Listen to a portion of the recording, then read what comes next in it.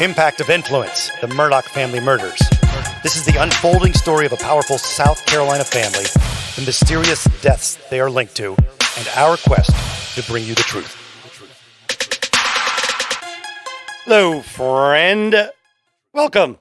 Matt Harris and Seton Tucker. So grateful that you're spending time with us. We know, especially as this trial has gotten underway for Alec Murdaugh, there are a lot of options out there. We've been on this thing since just a few weeks after the murders of Maggie and Paul on June 7th, 2021. And now Alec Murdaugh is on trial for that double murder. And we are, as we're recording this, the Thursday, we're almost 2 weeks through since the beginning of the jury selection, and the prosecution is still going strong with their witnesses.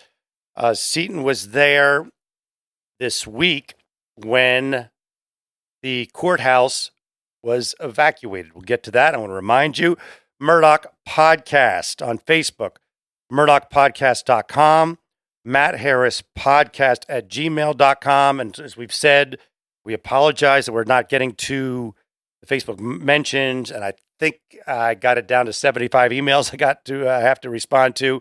We're working hard on it, but things are happening quickly. She's in Waldoboro. I'm doing the court TV thing with Vinnie Politan every night from 8 to 9. So now, the courthouse evacuation scene. It was a little bit chaotic. All of a sudden, the judge just said, I need the jurors to go to the jury room. Mm-hmm. They go to the jury room, and he says, we need to evacuate the courthouse. And didn't he tie it in, because I was watching it as it was happening too, he tied it in with lunch as well. Well, it was close to lunch break. Usually he breaks for lunch around 1:15. And I think it was, shortly after noon. So Yeah. it was an early lunch break for him. And the state had just called the SLED officer, Brian Hudak, to the stand. So it was just kind of like, okay, he's just taken the stand, and then we're being told to leave the courthouse. But people really didn't seem, no one was running towards the door. But they did open those back doors. If you look at the front of the courthouse, it's a beautiful courthouse. You actually enter in underneath. You see two staircases going down either side. You actually entered the courthouse under, and that's where security is. They actually opened those big doors up to the back, and so people were able to go out the way we usually would go in, and then you could also just go out and enter down those stairs, and there were police outside kind of getting people clear of the scene. And actually, I decided I was just going to go ahead and leave at that point, and I did see, I believe it was Alec and the police brigade getting him to a safe location. Mm-hmm. Yes. And then I decided I was going to stop at Waffle House. Of course you were. Waffle House is Seton's favorite. And then I ran into a Colleton County Sheriff's officer and asked her what was going on. And she said it was a bomb threat and that they were kind of prepared. She said, we were expecting this. Yes. Talked to an attorney as well and said that courthouse bomb threats are occasionally happen anyway, let alone in a high-profile one. The folks at Colleton County Courthouse, the law enforcement involved, big, huge thumbs up and tip of the cap because they have been great down there. They're nice. They've kept everything under control. They're not used to these kind of high-profile things, and they have just been spectacular. And the clerk of court, they really are running a tight ship. They have it down to a science at this point. And when we were being told to leave the courthouse in a very orderly fashion, actually, two of our listeners spoke to me, Kelly and Ashley. So that was kind of cool. We kind of touched on it, the episode we did a few days ago, about the witness testimony of Shelley Smith, Alec's mom's caretaker. And you wanted to point out that when you're in the courtroom, it's a little difficult sometimes. I was confused about whether there was one blue tarp or two. It was really difficult to hear Miss Smith. The judge actually asked her to speak up several times. I think you can hear better when you're listening on television because the microphone is right up next to the witness. But when you're in the courtroom, sometimes it's a little difficult. I think we got a review in Apple where someone said, facts wrong, I'm not listening. So maybe you're not going to probably hear this, but yeah, they're not going to hear. But here's the thing too about that. They you may not know if you're sitting at home, you can't see the exhibits. They've tried a couple different ways. And even when I was there and they got some sort of splitter, so it was up, but you really couldn't see it and read it. But at the end of the day, they release the exhibits. Yes. But as you're going on, so sometimes, yeah, it's possible there's a fact lost in there, and we will straighten it up as soon as we can. So in her testimony, and it's worth repeating that she was such a sympathetic figure on the stand that she really, as you mentioned in our last episode, you felt the jury was really hanging on her every word. Absolutely. They were leaning in. They seemed very engaged. I've also thought they were engaged in other things when we'll talk about the financial crimes. They also really seemed to be paying good attention about those as well. Well, the witnesses were fantastic, and we'll get into that. So one of the big things about the Shelley Smith testimony was that she said that she saw Alec come in, I'm going to say 8 days after. It was a few days after the funeral of his father's. So she says he comes in with a tarp-like material, balled up, and he walks into the house and he goes to the second floor. Well, she says tarp several times, and then they kind of question, and it says tarp-like. I mean, there was definitely confusion of whether it is tarp-like. And the state, the prosecution, really wanted it to be a raincoat. And I think they made a huge mistake by calling it a raincoat instead of a poncho. I know it's a small thing, but a poncho seems a lot bigger and more likely to be confused with a tarp than a raincoat. Yeah, good point. But she really stuck to that tarp thing, right? I mean, Griffin brought out a tarp. Right. And so where I was confused in our last episode, they talk about this tarp was placed in a chair. There was a tarp. There are two things. Yes, there's a tarp and there's a raincoat. Right. There was a tarp that was placed in a chair. And then when SLED finds out about this and they search the house in September, they find a tarp that was folded on top in a storage bin on top of some plates. Mm-hmm. And they also find a raincoat that was balled up in a closet. Mm-hmm. On the floor. On the floor.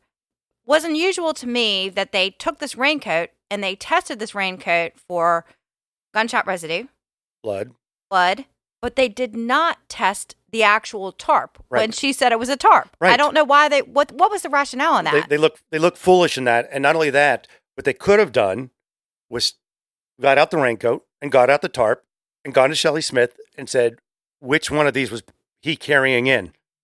They never did that.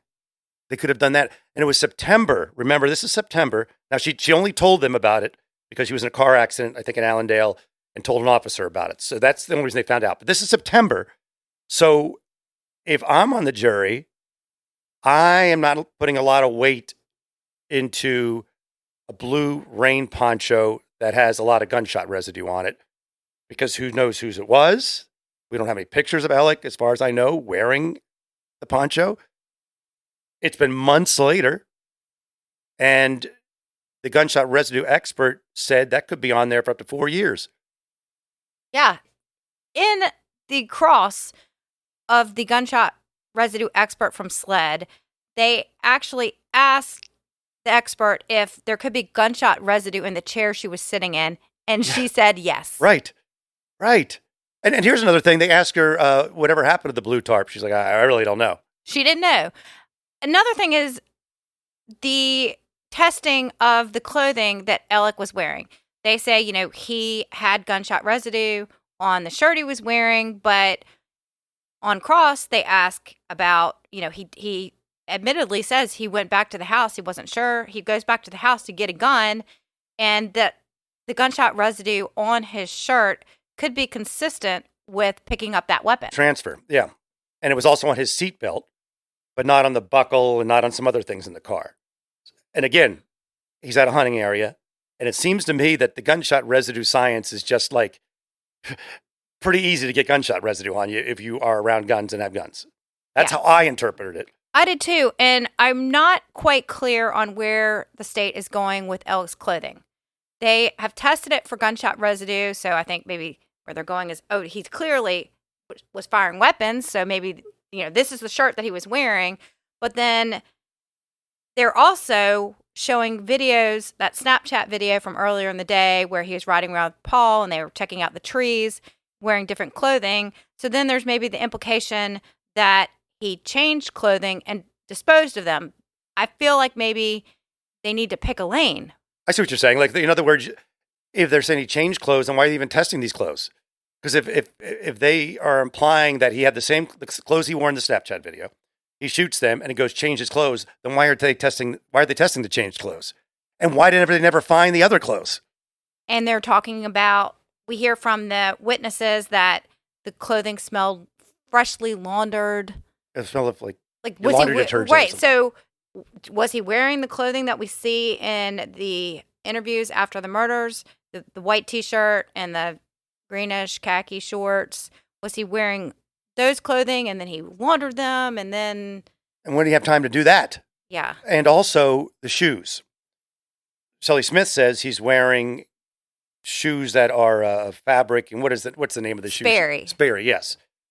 But at the murder scene, he has on sneakers, which they collected. But they haven't made a huge deal out of it, but they pulled him out. I think there's more to come on that. Yeah, there has to be. There has to be more in all this stuff, right?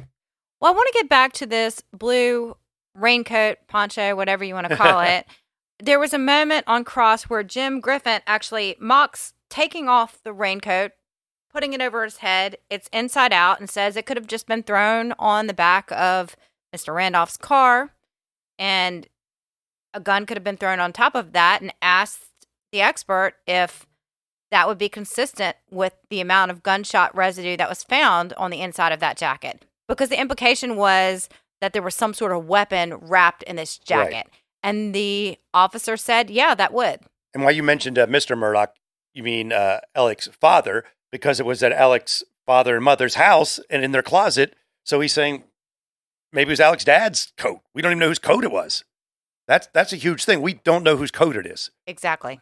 Now, let's talk about the expert that was on the stand talking about Alec's Suburban and what that did the night of the murders. It took the FBI, I think, a year to get into the infotainment system, which is where they're getting this information from. And they went through the timeline of when the car was in park or out of park. They couldn't tell you for sure that it was moving, but it'd be in park or out of park, so you're assuming it's moving. And they could tell you when the infotainment system would start booting up. That could be anything, like opening a car door, a few different things. Where would you like to start on this timeline of the vehicle? There were a lot of different timestamps, and you just hear it was in park, out of park, in park. I don't know totally what to make of it. One thing I did take out of it was it appears as if Miss Smith was right on the amount of time that Alec spent at Alameda. It looks as if he was there 20 minutes. I had said that when we were talking about how she felt like Alec was trying to make it a longer timeline, 30 to 40 minutes, something like that. And I kept saying, I don't understand why he wanted to make it longer, because my math, and we've had this timeline, been working on it for a while now, he didn't have to be there 30 to 40 minutes. In fact, it was too long. If he was to work out when he said he left and when he arrived, but then again, he may not have known that there was going to be a record of when he started the car, that sort of thing. Also, I just think in the jury's mind, we've also heard about these cell phone calls and steps. Something has to tie this all together. Right. And a couple of listeners have sent me, and I'll get to your names eventually, had sent me really cool spreadsheets they made up, which makes things a lot more obvious and easy to read than the way it's been presented thus far. Yes. And the jury is not taking notes. And I can't imagine how they're able to put this all together. In the exhibits, when you pull the exhibits, it's a little bit easier, or maybe even a lot of bit easier but still, they've got a gazillion exhibits they may have to go through. So here's the way the system worked. Tell me if you or any highlights I'm missing or whatever. Because he says, again, it's in or out of park. Let's remember that. So technically, he could be sitting there with his foot on the brake. But he takes off at 9:06:49. That's when it's the car is booting up and running. 9:06:50, it's out of park.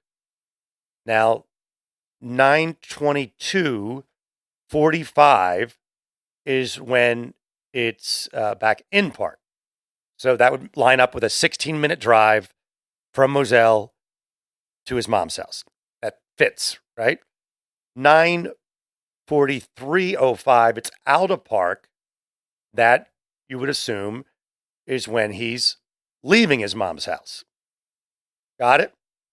And he gets back to Moselle another 16 minutes, and he's back at Moselle. So he only had to stay there for that brief period of time that she said he didn't have to stretch it out to a gazillion hours. It's a lie, a gazillion hours, but he wanted to make it 30 to 40 minutes for her to say, right?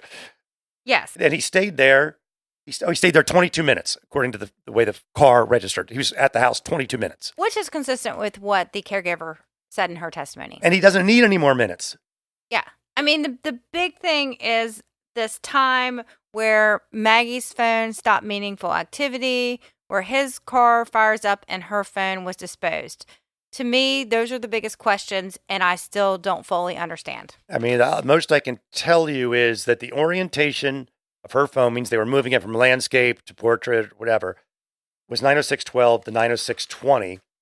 And his car started powering up at 9:06:44, 24 seconds after the orientation of Maggie's phone. And Maggie's phone was found a half mile away from where his car fired Supposedly was. We don't know location. There was no location ability to be able to get from the info system. So I guess you could say somehow his car was parked right where he threw the phone out. That's true. And he drives around, but that's neither here nor there. The point is, everything fits into a timeline except for him seeing them at the kennel. As far as the normal way we thought it went. Around 9:06, he leaves. He drives to his mom's house, stays for 22 minutes, drives back, and then they show him. It looks like he drove for a minute and 6 seconds from the house. We don't know where he went, but let's just see him. The house to the kennel, right? And then there's about 4 minutes where he's on the 911 call. He drives from the kennel for 45 seconds, so he's driving a little faster, back to the house, gets in the house. He's there for, getting the gun for what looks like about 40 seconds, something like that, and then drives back to the kennel, and then there's a glitch in the system. So it all lines up with what he said. That part of it lines up with what Alex said. Yep. But I don't think it was clear if you're a jury member. No, I think they're going to have to figure out how to make this more clear and understandable to the jury. One moment, Alex's team at least brought out a dry erase board for a second. When I was talking to Vinny Politan from Court TV, he's like, they could have brought in like beautiful graphs and things to show. I need to see those. I need the graph. I need the visual. Yeah. Personally, I do. Yeah, it's a lot. It's a lot. And as we mentioned, a big win for the prosecution when Judge Newman said they could bring in the financial problems and misdeeds that Alec Murdaugh has done over the last 10 years.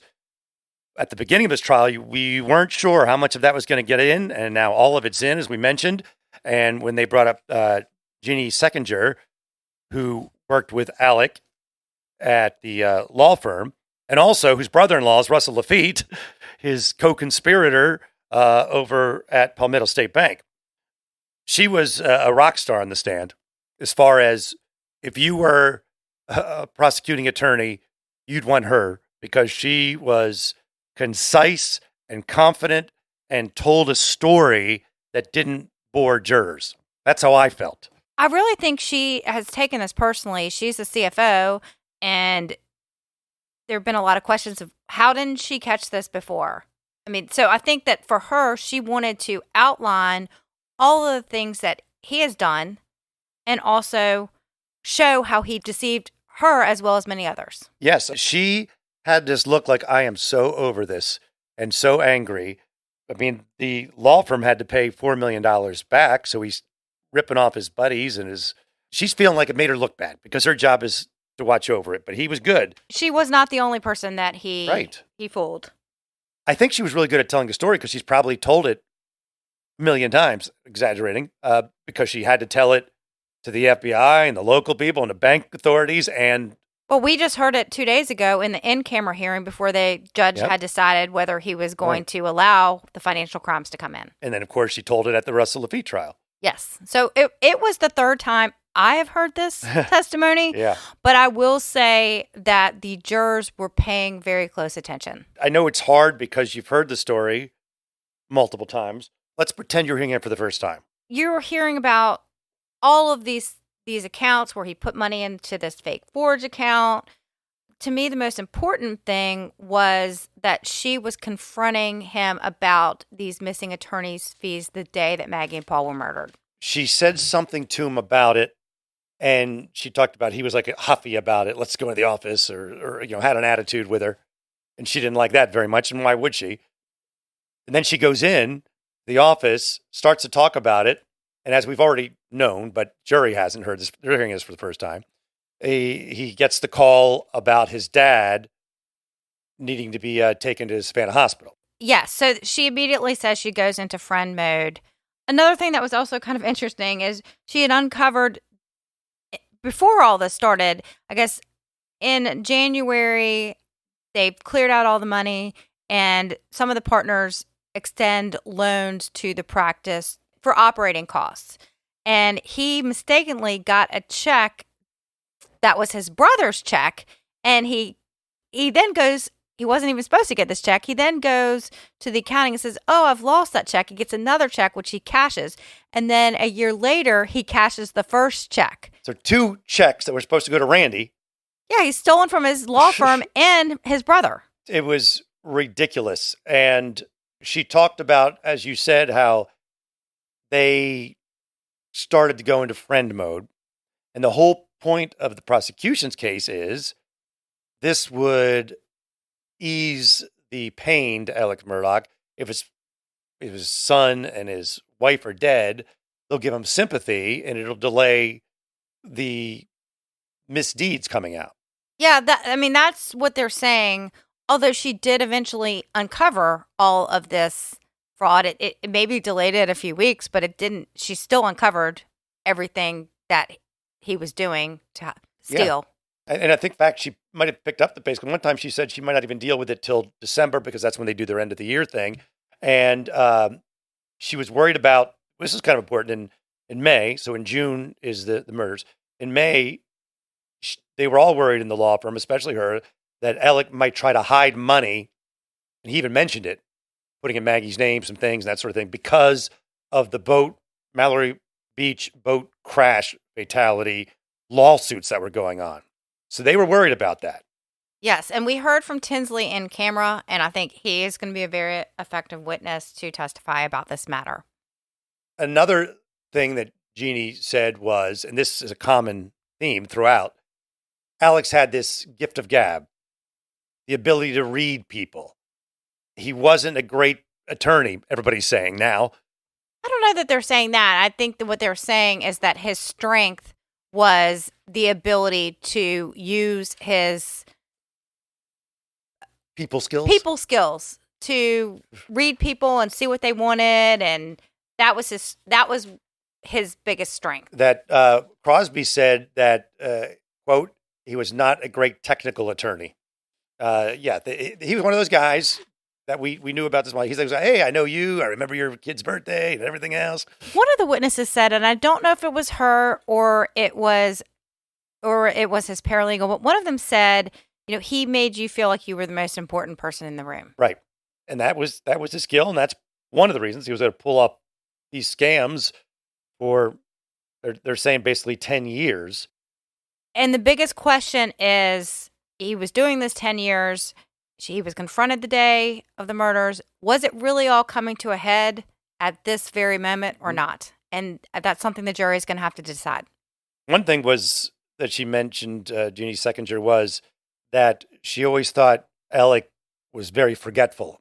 But then she goes, but now I think his forgetfulness was an act. That's, interesting take. She also talked about after June 7th, or during June 7th, before the murders, incidentally, she says that Alec called and asked how much was in his 401k. But no, because he said he was getting that information together for the boating case. And she also said after the murders, Alec was very erratic and she saw him taking pills. But those could have been anxiety pills. We do not know. And Ronnie Crosby took the stand, who was his law partner and good buddy.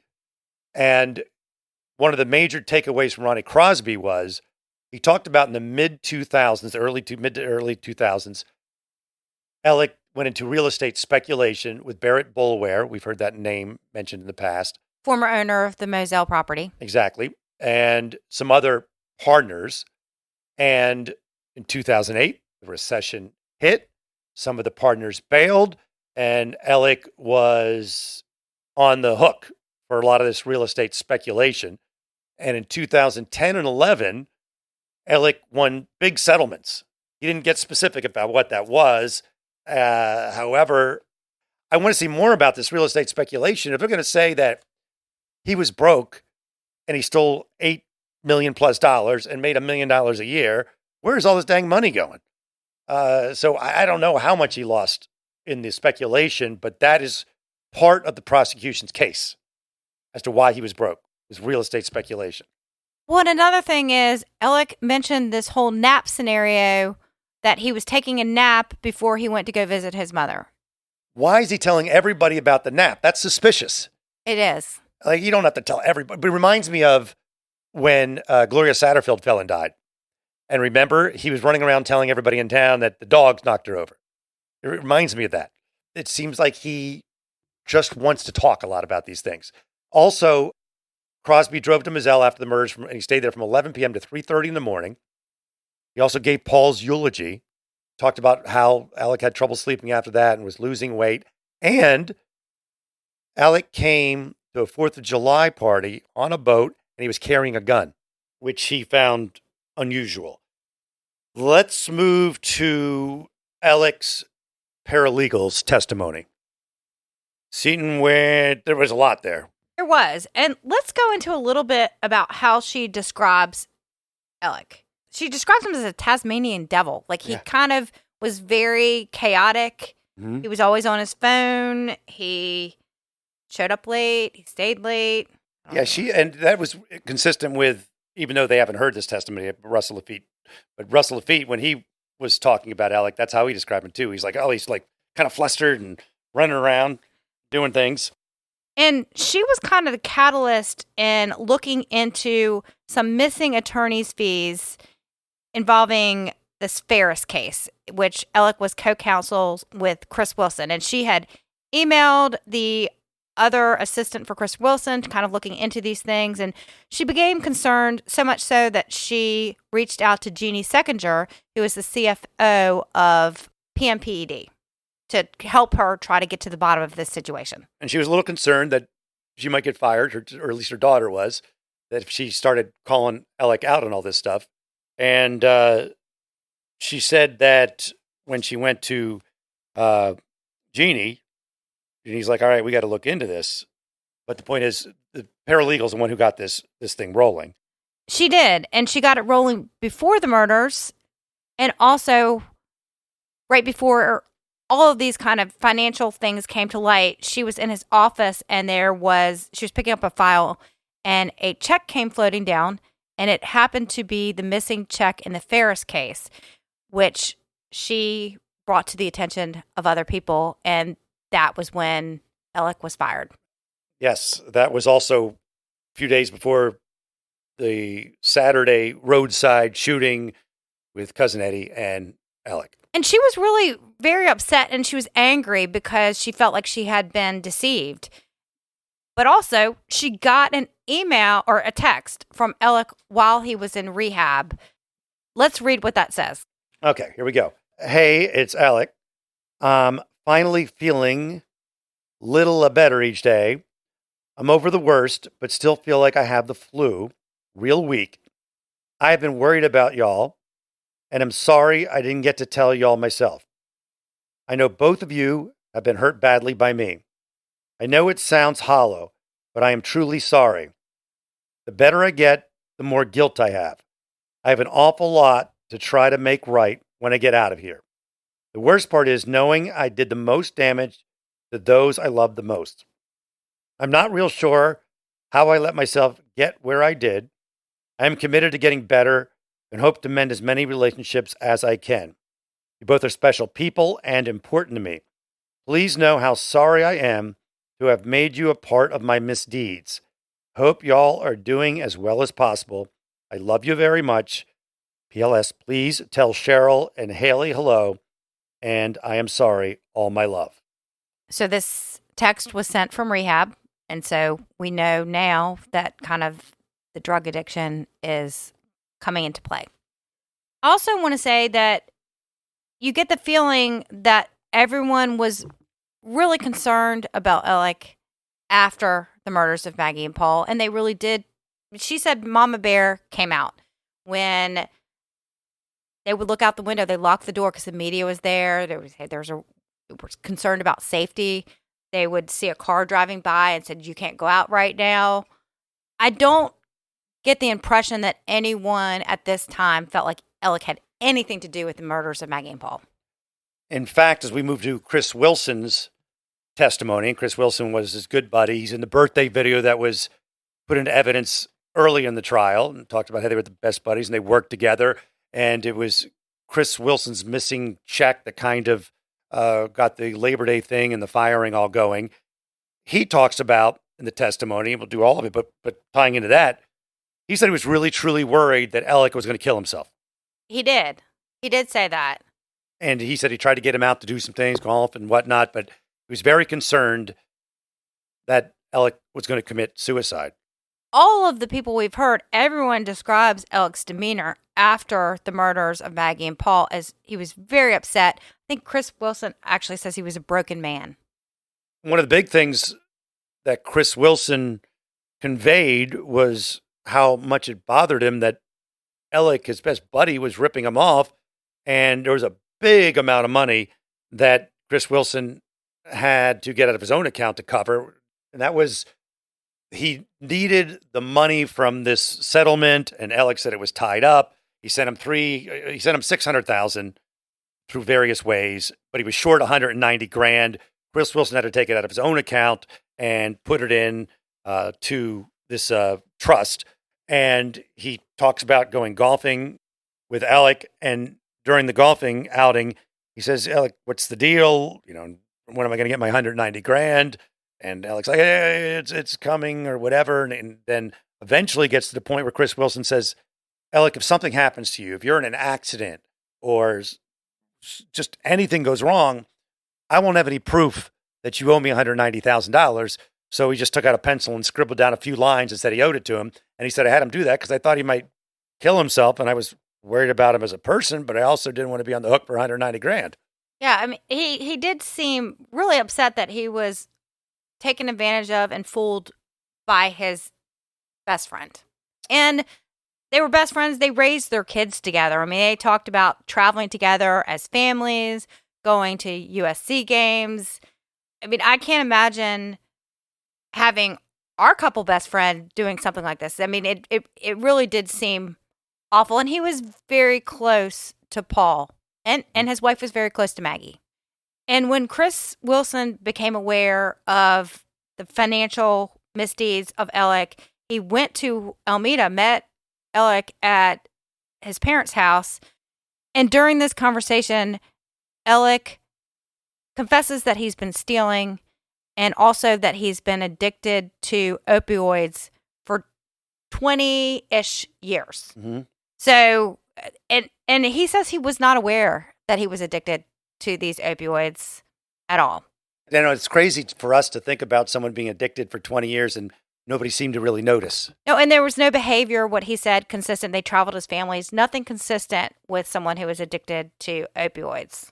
And we want to just bring something up from the testimony about the Alec's car being turned on and turned off and turned on and turned off, and something that happened in Cross. Right. So when I was listening in Cross, I was really kind of confused. There was some testimony about Maggie's phone connecting to the Suburban. And I had questions in my mind exactly where this was going. And then we got a tweet from Avery Wilkes with the Post and Courier.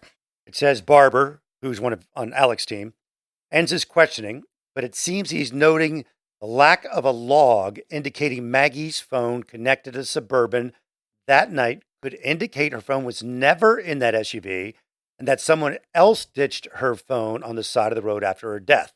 I had big questions about Maggie's cell phone, about, we've heard about the phone. We've heard about this orientation of the phone and whether it was actually possible for Alec to be the one to dispose of her phone. I would say to that, there's no guarantee that her Bluetooth would be hooked up to Alec's vehicle. And that's the only way the Bluetooth will be picked up, right? You have to set it up. I don't know. I'm not technical, but I do feel like they're going to bring on witnesses. Yes. The defense will bring on witnesses to question this. Well, that ends our 100th episode. Yeah. 100! I know. We're getting divorced after We this. we're getting a podcast divorce. We get on each other's nerves eventually. We spend as much time together doing things under pressure situations. But we love each other. All right. A couple of emails to end. This one comes from Carol from the upstate of South Kakalaka. Hi, Matt and Seaton. Let me start by saying how much I enjoy your podcast. I listen to 3 podcasts covering the Murdaugh issues, all of which have different focuses, but yours has enabled me to learn a lot from a diverse field of experts. John Snyder's input is always insightful and informative, and she says, just thanks for doing such a great job with the podcast. There was an interesting comment. I don't know if it was an email or a comment. It said, why do you start the podcast with, hello, friend? Someone asked me that, and I said, because we have one listener. Perfect, Seaton. That's it. And you're that one listening right now. You're that one, and you're my friend. Okay. Murdaugh Podcast on Facebook. MurdaughPodcast.com. Matt Harris Podcast at gmail.com. And now we're going to drink a little champagne because we've made it to 100 episodes. Yes. Cheers. Thank you all. We are incredibly grateful. Incredibly grateful. And we will talk soon. By now, you know that sound. It's the sound of the Home Depot. But what about those sounds? Those are the sounds of a new Frigidaire kitchen suite, complete with the latest technology to keep food fresh, dishes clean, and cooking needs met for all families. Making this the sound of savings on top brand appliances. The Home Depot. How doers get more done. Get up to 25% off select appliances, including Frigidaire, right now. Offer valid February 9th through March 1st, 2023. U.S. only. See store or online for details.